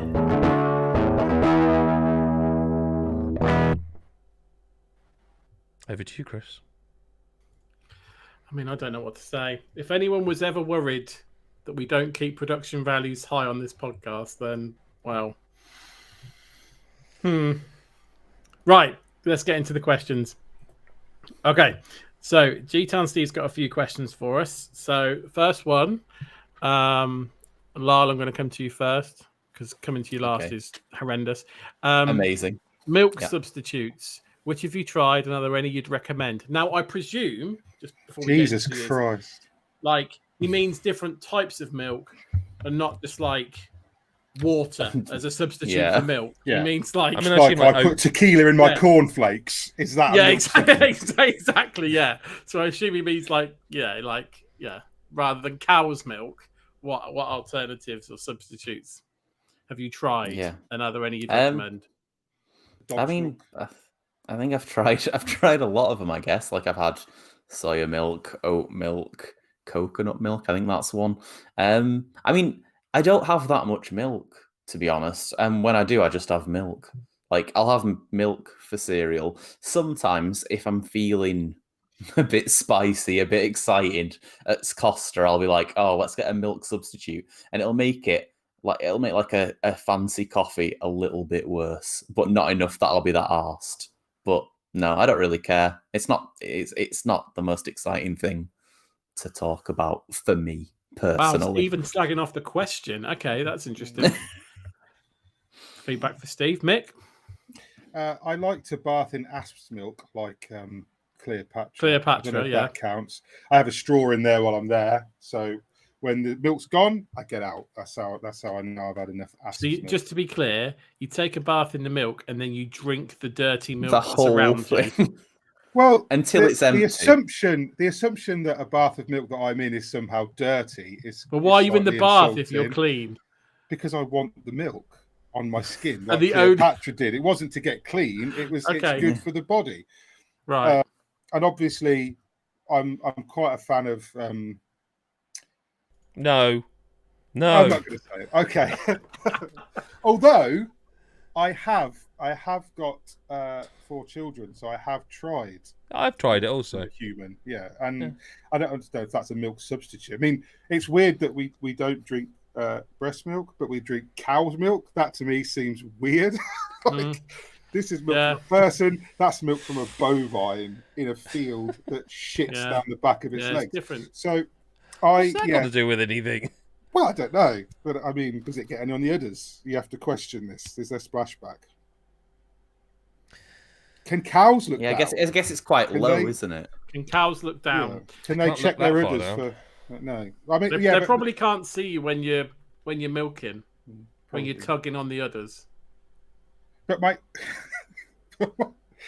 my wife did go vegan for a while, so we did try all the soy milks and the almond milks, and the only one I like that's not just plain, and I have green top. I don't know what top you have. Yeah, semi-skim. 70,000. I have green top, but I do really like almond milk. I do really like. I think that's the best one. And if you're going to make a smoothie or a milkshake, I like almond milk. I would imagine all the substitutes are expensive because anything healthy seems to be expensive. You can buy 8 Mars bars for a pint of soy milk, I expect. But I like UHT in a coffee. I mean, my wife hates UHT milk, but I'll have UHT in a coffee because it those little fucking like those ones. I'll point this little room temperature. Yeah, I like that. Survive nuclear warfare. Those things. Yeah, but I also like cream in a coffee when we, because if you go, I mean, in this country we just put milk in everything, tea, coffee, whatever. But then, like, if you go to America and you have cream, it has a different taste. It does something. I'd happily try any of them. Like I just have not because I've not any need to. If that makes sense. Almond milk's good. It sounds nice. Yeah, we did a health kick a long time ago, as you could probably tell. And we cut out milk and just had almond milk on like. Sorry, one of the chat comments just made me. Sorry, I'm not reading that either though. I will say about the chat. it's not from who you think it normally would be from. No, it's not. There's a few people that have either shown their true colours or have been very out of character this week. But almond milk's nice. I quite like almond milk. Like, I wouldn't I wouldn't want it in a coffee, but like cereal and stuff's nice. That's what I was thinking. Maybe on like shreddies or cornflakes. Or Nice. I like the sound of that. And if you're lactose intolerant and you want something different, there are quite a lot of substitutes out there now. It's turned into an infomercial like all of a sudden. Well, it's public the world service we live announcement in from now. Mick That everyone's there. got. Well, it's true. I don't doubt that. Try some almond milk. Okay. Changing tone slightly. You're sat on death row, but instead of a last meal, you have a last game, a last movie, and a last snack. What do you choose? Adam Cook. Oh, what? Because I could see you put your head in your hands. I was like, I'll ask you first. I would try to cheat the system with my last game by saying Super Mario Maker 2 because it never ends. Yeah, so I would just get to keep playing it. I'll just play it. And who's to say that I wouldn't just be allowed to keep playing it? Last movie. God, blimey. This is the hardest one, I think, of the three. I'll come back to that. Last snack, pizza. Well, snack. I mean, pizza. I'm having pizza as a snack. Fuck off. I'm going to die. I'm having pizza as a snack. It's your last snack anyway, yeah. I'm having a massive pizza. Last movie. I think you're going to have to come back to me and let me have a little thinky. Last movie. Mick? I would play... this is a brutal question, by the way. It's hard. Yeah, it is. I think I would probably play something. I think if I was on death row, this is it. Rather than try and cheat the system and say I'll play something endless, because I'd just end up fooling myself and get bored after 6 hours, and that'd be it. I'd play something I'd play something like Metal Gear Solid, The Phantom Menace, Phantom Pain. So Phantom Menace. Jesus Christ, I'm not watching that either. No one asked for. Yeah. Phantom Pain, Metal Gear, because it's a game that I always wish I'd played and haven't. So I think if I'm going to die, maybe I'll load that up and give it a go. Movie, certainly not fucking Phantom Menace. Maybe probably Princess Bride, because that's my favourite movie. And I think if you want comfort before you die, I think I'd watch Princess Bride again. I'm going to try and help us all out here. I'm going to Google best movies of all time. Interject? No, I know. Go on. Like, I would never have had Mick Fraser, the manliest man of all mans, going, my favourite movie ever is Princess Bride. Princess Bride is fucking manly as fuck. I know, because it's one of Zoe's favourite films. Just makes me watch it. It's all right. It's not. I bet, dude, Princess Bride's not all right. That's like Citizen Kane's. Well, that's actually Citizen Kane's shit. Here's the top 10 movies according to IMDb, right? You don't want any of these, by the way. Good, the Bad, and the Ugly. No. Lord of the Rings, The Fellowship of the Ring. Pulp Fiction. Lord of the Rings, Return of the King. I was going to say Lord of the Rings trilogy. We're not even into the top 5 yet, though. Pulp Fiction I could watch. Number 6 is The Joyous Schindler's List. Yeah. Fuck off. 12 Angry Men, The Godfather Part 2, The Dark Knight, The Godfather at 2, and the Shawshank Redemption at because when I was thinking, you might as well watch The Green Mile, Shawshank Redemption. Yeah, I was thinking of like what are my favourite movies. I was like, okay, well, Shawshank Redemption or Pulp Fiction or something, and I was just like, if I'm gonna die, do I really want to watch like Pulp Fiction and like all that's in that, or do I want to watch something happier? I don't think I have a favourite movie, so I don't, and that's what this question is, isn't it? Yeah, I don't know. I was thinking, would I rather watch Pulp Fiction or Shrek? Minions. As my last movie that's like happier.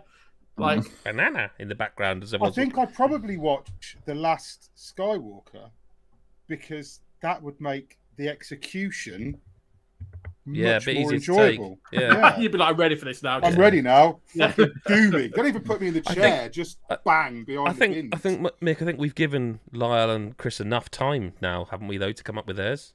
I think so. I think it's fair. Lyle's ready. Look, Lyle's ready. He's sure. Look at him. He's ready. Yeah, I got this. Okay. I mean, after how vast you said it was, I'm going to say, I think Xenoblade Chronicles 3 is not a bad place to start. I'm not going to finish it otherwise. Shall I? All right. Yeah, you'll have to, won't you? Fine. You can have the same game. There's no rule that says you can't. Oh yeah, that'd be a fucking great podcast. No, that would be. We're next to each other in the cells, and I've got the cartridge. Oh, he's fucked it. I tell you what, if you were next to me in the cell on death row, I'd already killed myself. So Just do And, it. and there was no trigger warning for that. There was no trigger warning for that one. No. Movie Jingle All the Way. I think that would be quite good to have on before you die. Movie with Arnie. Anything Arnie. Yeah. At least it's not Bad Santa, I suppose. Yeah. And yeah. I mean, it's hard to argue with pizza for the snack, but the thing is, I mean, like, there's a local place that does really good. Go on, really good. Yeah. I was just gonna really good sandwiches that I've posted on the Discord before that I just think are awesome. Yeah, so I'll probably just have one of them. But the question I would ask you is there ever been a day in your life where if someone had said, "Hey, do you want a pizza?" you'd go, "Nah," because I don't think I'd ever turn down. I think I could have eaten dinner and someone goes, "Do you want some pizza?" I'd go, "Yeah." If I was being eaten alive by warthogs and someone said, "Do you want a pizza?" I'd try and do that. I think. I don't know what he's just said. No, it's that the method of execution. It kind of feels like we've entered into the Lyle streaming conversation from last week. Well, the thing is if we're being eaten alive by warthogs, and that's the death row thing, I think it will change Chris's answer, which was obviously going to be, Timon and Pumbaa or something. Oh, what, Lion King? Yeah. That's Chris's movie. Actually, that's a great shout. I love movie. Lion King. That's not a bad one at all. Yeah. Move over, Shrek. Lion King. I'm watching Lion King. Yeah, that's not a bad film. My last game, if it Xenoblade Chronicles 3 or another long game I should have played, like Red Dead Redemption 2 or something, so I can play something new that's going to last a long time. And then snack, pizza, or a really banging cheesecake. Oh, I do like cheesecake. I see. I was assuming that was pizza and cheesecake. I mean, come together as one stack. if it's only ever the same. Can you not have half pizza? He does say last snack though, not last meal. He said snack. If anything, it feels like pizza was already too big. Well, pizza's kind of a complete meal in itself, isn't it? I just have a slice or two. All right then, a slice of cheesecake. God, you miserable people! I'm dying. It's not our fault. We didn't put you there. You shouldn't have killed all those kids. There we go. No. Stop breaking the law. Yeah. Has everyone answered? I'm a bit confused. Yeah, everyone's answered. Movie. I think we've all answered. I can't. I don't know. Pizza, cheesecake. I think we've got that. Yeah. Right. I just don't know. I mean, Die Hard, whatever. Fuck it, Die Hard. I tell you what, it's never a bad time to watch Die Hard. No, that's true. Yeah, it's not a bad show. All right. Yeah, it'd be fine. Better Watership Down or something, I suppose. Oh, fuck Watership Down. I can't watch that film. That's why I don't like rabbits. Anyway, Steve's last question. With news of another potential Tomb Raider movie reboot, where would you take the game franchise next? What's needed to bring it back into the spotlight? People buying it. Oh, sorry. No.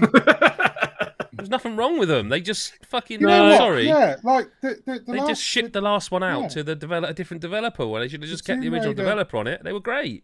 Yeah, the reboot trilogy. I thought they were... Yeah. The first two were great. The third one was attempt at being great, but by a different developer, and it was buggy and unfinished.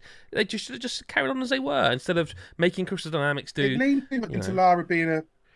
I felt like there was a lot of noise. Lara being a murder bot. Probably into the.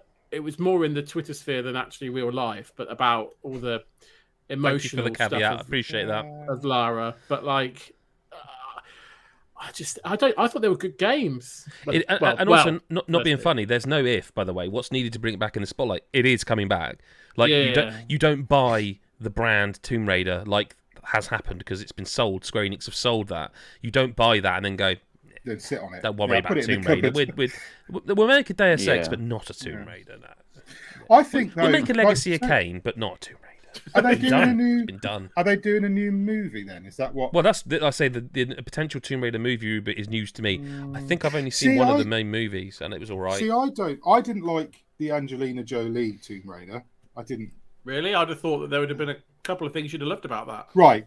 I like Angelina Jolie's tits in what she's wearing in that Tomb Raider movie. Okay. Again, thank you for the clarity. The movie itself, not so great. Lyle, this fucking. The second movie, you could just put that in a cannon and shoot it. Which is the one where Chris Barry was in it as the butler? That's the first one. I've seen that one. He pops up in the second one a bit, but so does Gerard Butler, I think, is in the second one. Is he a butler in it? He's a bad guy in it. Okay. Seems like miscasting to me. Name's spoiler, you're not supposed to know that. This 15-year-old movie. Oh, well, I'm absolutely devastated. But I do like the Yes. Alicia Vikander one. I did like that movie. It wasn't brilliant. What? But I did like. They've already rebooted. I missed that they've already rebooted it. Okay. They rebooted in like 2016 I am the man lost in or time. 2015. I don't know what year it was. And it had Alicia Vikander and what's the guy who was in The Wire? Brilliant actor. Gerard Butler? Looks a bit like him though. Craig Charles? Definitely double at him. No. Craig Charles. Instead of Chris Barry. No, I know he just said, looks like Gerard Butler when your first answer. Oh, I didn't hear that. Charles. Sorry. I didn't hear that bit. Sorry. No, the guy, I can't remember his name. Brad Pitt. Dominic West. The irony? Dominic West. He plays Lara Croft. I don't know who that is anyway, so I mean. Have you not? You've watched The Wire? Not watched The Wire? Anyway. What's the next question, Chris? Alicia Vikander Tomb Raider film was decent. Okay, so do that. Put Alicia Vikander in the. Oh, Mick, shut up! Like I'm answering the question. It wouldn't be no, a we reboot answered the if last question. No, you went off talking shit about a film. No one gives a shit. Shut up. But the question was fine. Move on. Right. The question mentioned the reboot. Look, you're not going to win this one, Mick. It's his section. It's his section. You saw the jingle. Yeah. He didn't even know anything about fucking giraffes. So just be quiet. Right, Lyle. What game have you purchased and repurchased more times than any other? I'm pretty sure I've owned Metal Gear Solid 3 on every platform it's been on. Says McPoo. Yeah, I don't really repurchase games, to be honest. Like, I'm glad I came to you first then. I just sort of like. There'll be some I have twice because I guess they got remade and stuff. Like, I've got Wind Waker and then Wind Waker HD and stuff like that. But, like, I don't know if there's any that I've had more than... Like, I've got Spelunky on a few platforms. Maybe it's Spelunky. I'll say it is because I can't really think of anything else. I think it's The Witcher 3. Okay, never mind. Yeah. The Witcher 3. I think I own it on every format. Yeah, I've got The Witcher 3 on every platform. And I think I've got Skyrim on every platform. Yeah, I've got Skyrim on a few. I've got Super Mario World on. I haven't got Skyrim I was thinking on Switch. Super Mario World Skyrim on Switch. because of how many times it's been available to rebuy. Yeah, I've got Super Mario World. I obviously had it on the SNES. It was definitely on Wii, Virtual Console, maybe Wii U, Switch with the SNES stuff. It was definitely on Wii U. And probably somewhere else. So, like, yeah, that's probably Switch. the most. It's on Switch, but via virtual. The Nintendo Online expansion. Yeah, the SNES stuff. Yeah. So, yeah, I'm trying to think. Is it on like DS or something? I don't think it is. But yeah, so there's quite a few copies there. Probably that one. Probably Super Mario World. Yeah, I think it would be that for me actually. That or let's say The Witcher 3. I think technically I own 2 copies on Xbox 360, so I think I own it physically and I have a promo and digitally. So I didn't. It's not like it's my favorite game of all time or anything. By the way, I don't really know how it happened. It just has. Okay, and then Mick has done what he normally does, which is ask us all our own questions. So Adam, what's the game you're looking forward to in August? Well, if you go over to the release calendar on godasageek.com, so August is a bit of a strange month, isn't it? Actually, our calendar's not up to date, Chris. So I don't want to worry you, but Are you talking to Chris White even though he's not here? No, because it's me that does that calendar. So. Oh right. Oh, you mean like I'm just not going to have a clue what games are? Yeah, I'm afraid so. I'll just say what you. Do you know what? I am quite looking forward to seeing how Saints Row plays out. I think. Same. But I am also appreciative that's probably someone else's answer. So I'm going to say. I've got one. I don't think Lyle's going to like this one actually. Roller Drone, because it's like Roll 7 have done Ollie Ollie, and they've done is it Not a Hero, that game with like the shooting, and so I'm kind of intrigued to see how they pull it all together because I wasn't a big fan of Ollie Ollie World, and I'm hoping that this is back to form for them. So yeah, he's asked everyone that question by the way, so we may as well just go around the room. Mine's awkward. Okay, yeah, fair enough. Take the 5th. Okay. So I'll just pause and let other people answer. Are we talking about what we're looking forward to this month, particularly? In August, yeah. Yeah, so coming up out in August. Next month. Hard West 2, which I previewed twice. which you should go and check out if we want to do a shameless plug.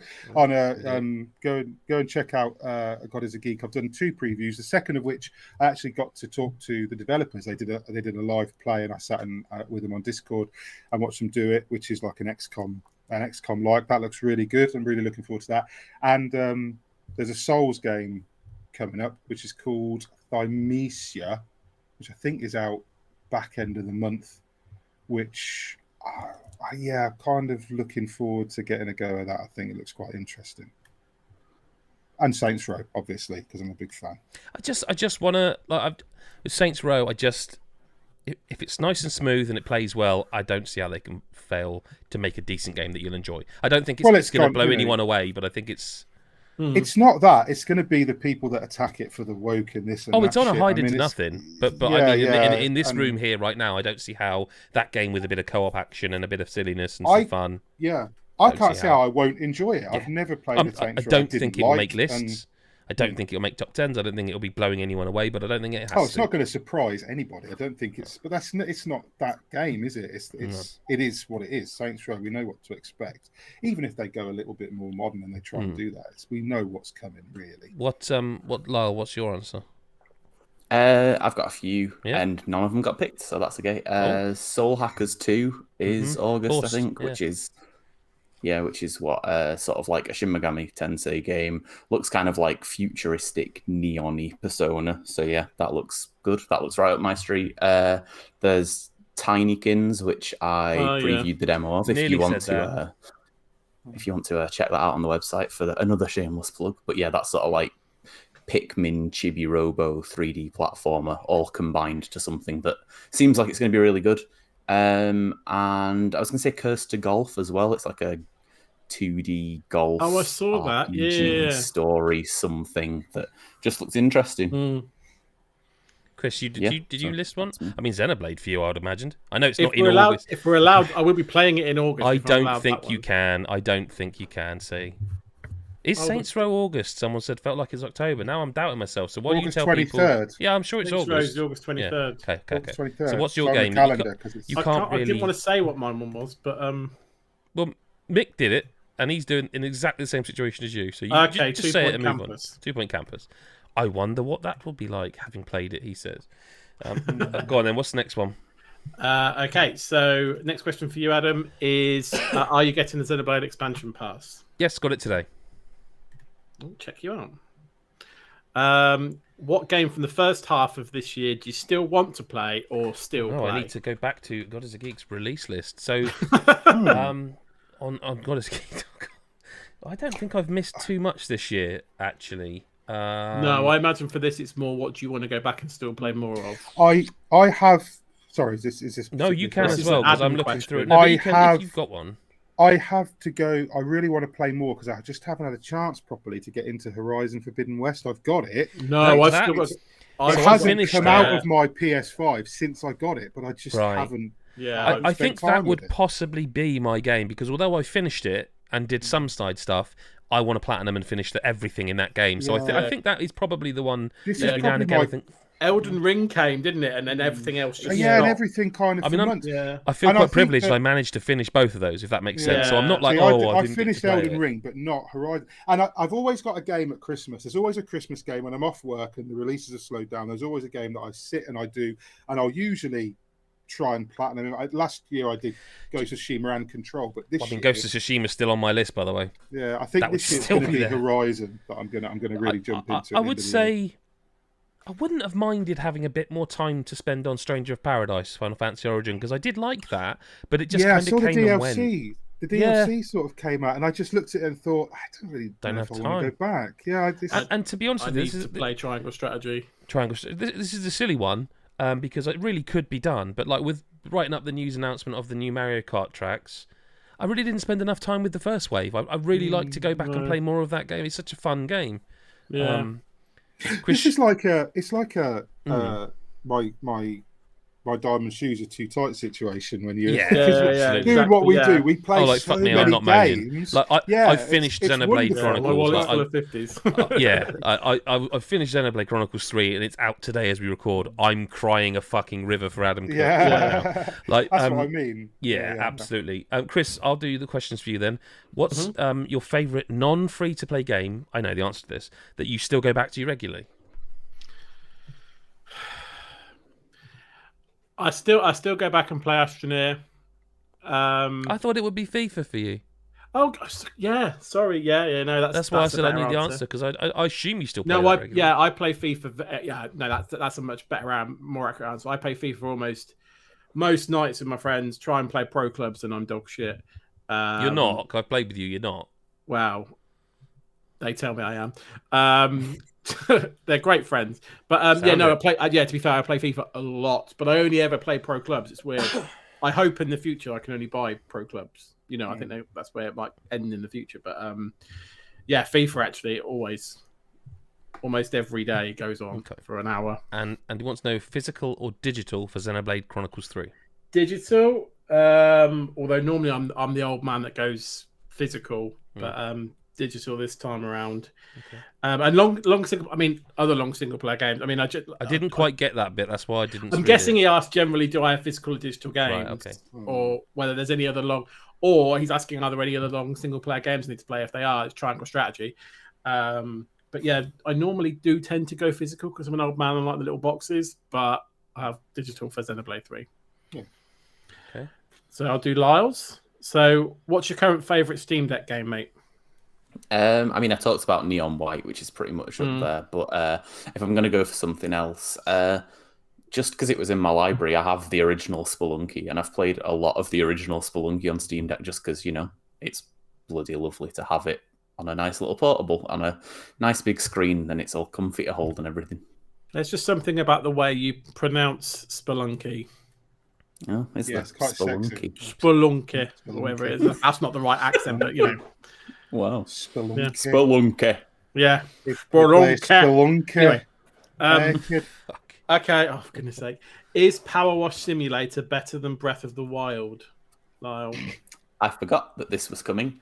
No. Power Wash Simulator is better than no single game ever created. Really? Power Wash Simulator is the worst game I personally have ever played. In terms of, I've played more broken games. There are games I'd probably have to say are worse, review score-wise for brokenness. I'm not listening to the Deadly Premonition 2 part. You definitely did, because you said it. I did. But in terms of the least I've ever enjoyed a game for what it is, it's Power Wash Simulator. I find it so far beyond tedious, it's unreal. I didn't get any satisfaction from it at all. It was one of the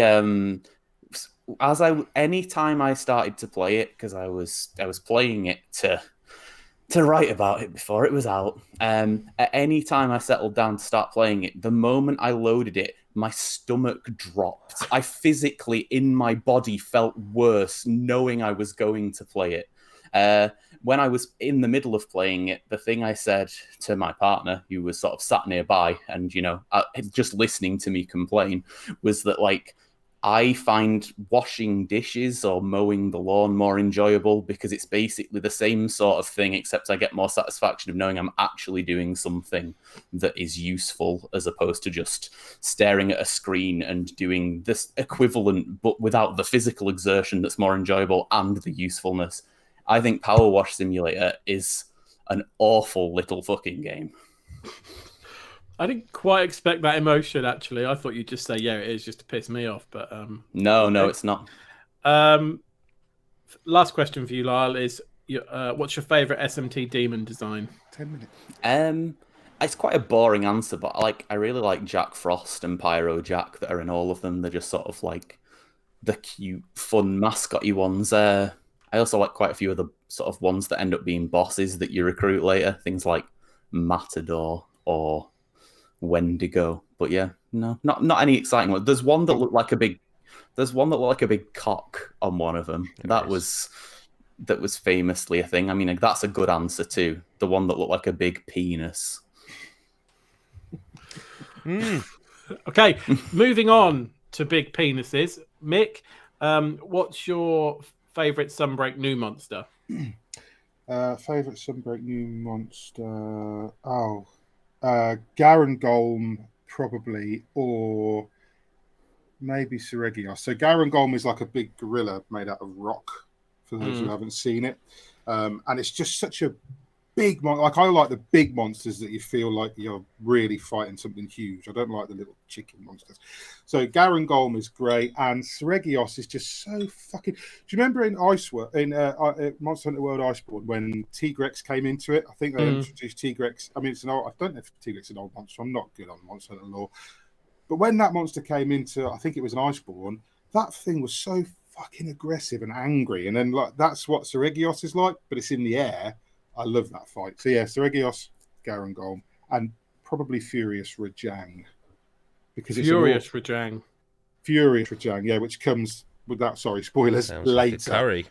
Yeah. Furious. So you've got Rajang. a Furious Rajang and rice, please. Well, you've got Rajang who gets pissed off anyway, but then Furious Rajang is just really so you pissed know off. it's so you know how Chris will definitely know this. You know how Rajang goes into his enraged state and he goes. Well, Furious Rajang is just that for the entire fight. You still just stick a sword up his bum. You have to, yeah. You can't hit him with it, but he's such an angry fight. I think that I like those sort of fights. Yeah. So there you go. I'm not too sure what this question means. Maybe I'm being thick, but it means the question is: have you, because you reviewed it on PC, have you played it on Switch as well now? And have you made any progress on Switch? Oh, me? Yeah. Okay, so yeah, I played it on PC pre-release, and then afterwards I jumped onto the Switch version. But I have played mostly still on PC, and only because so when, like I did with Monster Hunter World, when I got Iceborne, I switched weapons and tried something new. Then when I played it on PC, I did that again with a different weapon, and I did the same with this. So, and I got so into playing with the hammer on Switch, I was really enjoying it. But then I went back to the PC where I'm a Switch Axe. I've always been a Switch Axe main, and it's so much fun. So I just ended up, and like the Switch for the PC version's better. Like I know, but the PC version's better. You know, faster load times, the graphics look so much better, the frame rate's better. So I just play mostly on PC. But I've cleared Master Rank 100 on PC.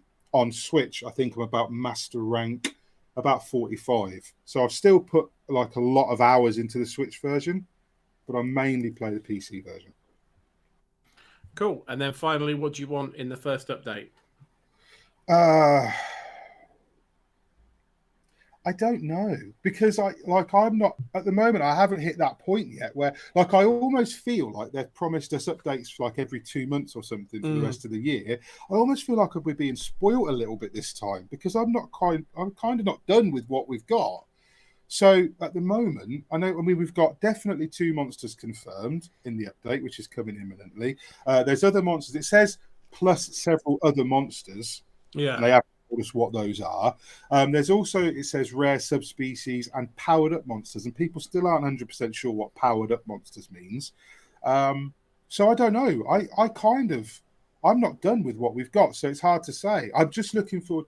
I tell you what, I really want out of Monster Hunter as a series is, and I want to try a new weapon. Like I've seen older weapons in older games, but the 14 weapons that were in World are the same as in Rise. It'd be nice if a future update, if not this one that's coming, let us try something that was completely different. I think I like that. So, okay. And then the last question this week is from Deadbeat Prince of Pegging. Just to make me read it out. Cheers, buddy. Finally got around to playing the original Wasteland recently. Apart from 76, it was the only Fallout game I'd never played. Are there any games that you've always wanted to play but just never got around to it for various reasons? Bonus points for Croc. Adam Cook. Metroid Prime trilogy. Yeah. It sort of came and went for me because at the time it released, I did have a GameCube, but I also had very young children, like babies. And I don't think I ever played it. I think I owned it. I just don't think I ever played it. I didn't play. There's a period there where a lot of games I missed because of it happens for everyone, whatever age your kids are. Mm-hmm. I am currently playing Metroid Prime Trilogy finally, and so I just never had the chance to, and then I bought it on Wii U before they did the whole thing. I don't know if they've shut the store down, but they were going to. So I thought, right, I'm going to just buy it. Then at least I own it. It's downloaded. And then I couldn't find my Wii sensor bar, and I was like, I can't be bothered with this. It's too much faff. But I have now played, and it is I haven't finished it. I'm close, very close. I think it's probably gonna push into my top 10, if not 15, maybe, of all time. It's that good. Mm-hmm. So, yes, there you go. Lyle. I mean, it's not necessarily the oldest of games, but I really feel like I should have played the recent God of War, and I always think that I should have played the recent God of War, but it was just at a similar sort of time, where it just very much passed me by. And anytime I think I might have time to play a game that isn't like either to catch up with the year's releases or for review, I think I should probably make it be that God of War. I think actually near the start of the year I maybe like played the opening 10 minutes and then something else came up. But so yeah, I've not played that, and I probably should.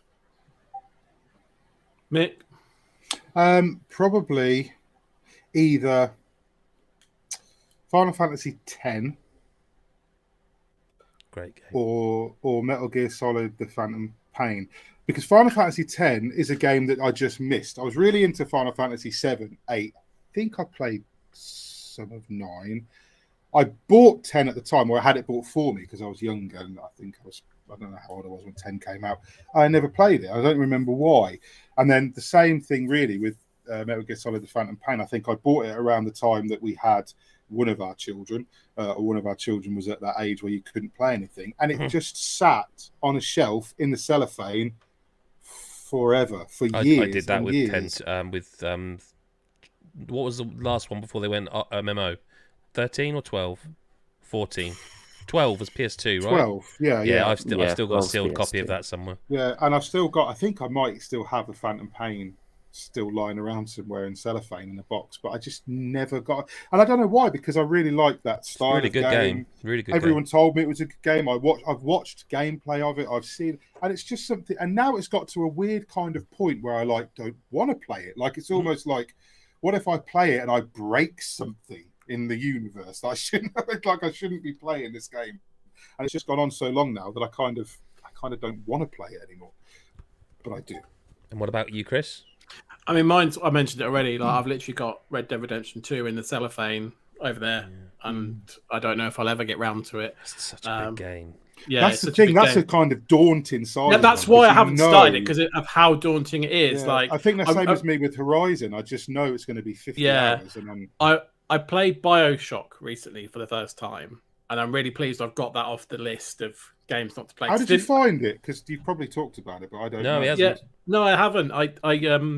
I played probably not time to get into whatever it is, the enhanced edition or whatever it is. I don't know what it was that released later. Because that's on my top 10 list of all time. I really enjoyed it. Didn't somehow avoided the spoiler for 15 years or whatever, so didn't know that was coming. Wow, really? I know, yeah, really. Wow. So didn't know that. So that's really impressive. Yeah, so that was great. Really good game, and it does still. You can tell it's a game of its time, but it's still really enjoyable to play now. I really enjoyed it. And glad I've played it, and kind of want to play the others now, although I know that's probably one of the best ones. Don't play 2. Play 2. 2's got Two's got the best DLC in the series. I've got them because they're all free on Epic, so I have got play them. 2. Yeah. 3 is different. 2 is more of one. Yeah. But 3 is different. Wow, infinite. Yeah, I really didn't like 2. I've heard people say that 2 is not as good as 1, but I would play it. There's not many games that are as good as 1 though. That's fair. Opinion. I didn't know if there was an outro jingle. Well, I'm going to play it again because I think you should. Because you normally do. So obviously, thank you very much for listening to. It's time for Chris Hyde's Listener Correspondence. It's time for Chris Hyde's Listener Correspondence.